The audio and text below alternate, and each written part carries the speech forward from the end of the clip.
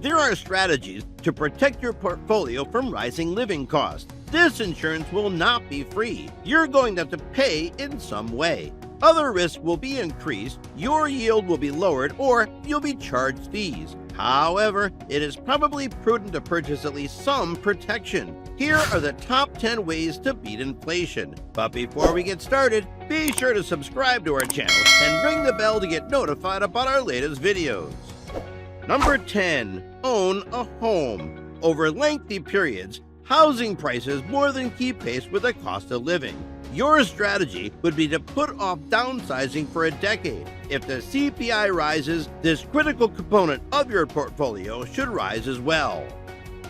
Number 9. Have a mortgage. Before you leave work, you should pay off your mortgage. Debt on an investment or vacation property, on the other hand, may make sense. People who have a fixed-rate long-term debt benefit from unanticipated inflation. Their payments are made in depreciated dollars.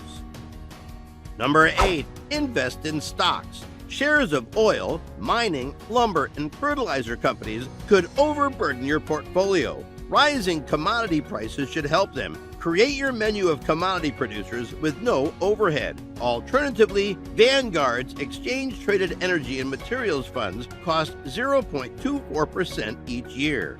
This is a flawed approach to CPI concerns. You are exchanging two types of risk. Real estate investment trusts, REITs, are another classic sanctuary for inflation-conscious investors. However, this sector is exceedingly expensive now, as evidenced by its 3.5% yield, which is extremely low by historical standards.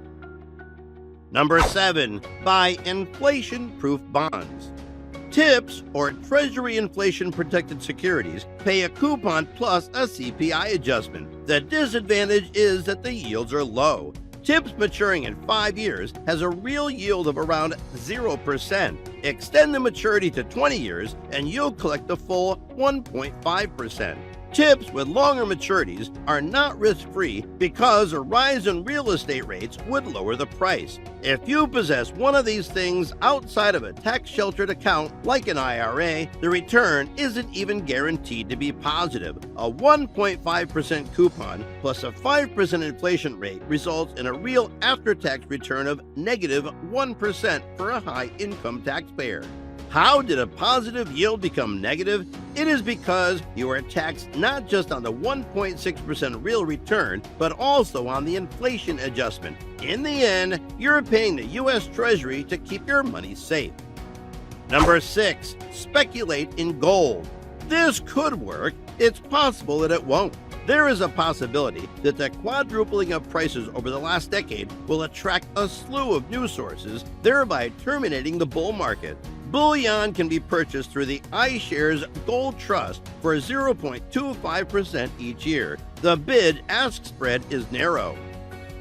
Number 5. Buy into a real return fund. Many suppliers, like PIMCO and Fidelity, have funds that use a variety of weapons against the inflation monster. They invest in TIPS as well as REITs, commodity derivatives, and floating rate loans to troubled businesses. The post-recession returns have been outstanding. The bad news is that the fund's annual expenditures will be around 0.8%. That's half the real return you're getting in one of the portfolio's most significant components, TIPS. Number 4. Delay Social Security. When you delay accepting benefits until you are 66 or 70, you are investing in the form of foregone monthly checks and receiving a return in the form of enhanced benefits later on. You are purchasing an inflation-indexed incremental annuity. It is often advantageous for one member of a two-earner relationship to postpone. There are two dangers. One possibility is that you will die before recouping your losses. The other possibility is that Congress will double-cross wealthy Social Security recipients in some way. Number 3. Own junk. A trash bond is less susceptible to inflation than a treasury bond of comparable maturity. There are 3 causes for this. One reason is that corporate bonds include built-in call options, which provide the issuer the chance to redeem early, dampening price fluctuations both up and down. The greater the coupon on the corporate bond, the faster the investor's money is returned. Third, rising inflation reduces default rates. As always, there is no such thing as a free lunch. High-yield bonds substitute a little amount of inflation risk with a large amount of credit risk. Number 2, ladder your bonds. Shortening maturities is one strategy to reduce risk in a bond portfolio. Instead of holding the 20-year Treasury, which yields 4.2%, you possess the 10-year Treasury, which yields 3.3%. Here's another way of looking at it. Divide your Treasury portfolio amongst bonds with maturities of 5, 10, 15, and 20 years. Replace each maturing bond with one maturing in 20 years. If inflation and interest rates rise, you'll have the opportunity every 5 years to redeploy a fourth of your capital at a new, higher rate.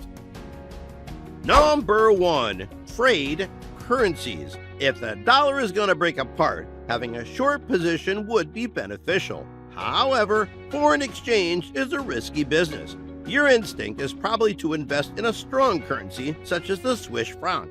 That hunch will get you into danger, warns Giulio Martini, AllianceBernstein's currency portfolio manager. He claims that, paradoxically, the strongest gains during periods of inflation have typically been in weak currencies such as the Turkish lira. They more than make up for devaluations in high money market interest rates. Avoid investing in pricey dollar bear funds. Take advantage of a simpler strategy to trade against the dollar. Make sure your foreign stock funds do not hedge their exposure to yen, euros, and pounds. So guys, that was it for this video. What did you think about our video? Let us know in the comments section below. If you are new to our channel, be sure to subscribe and ring that notification bell to get notified about our latest videos.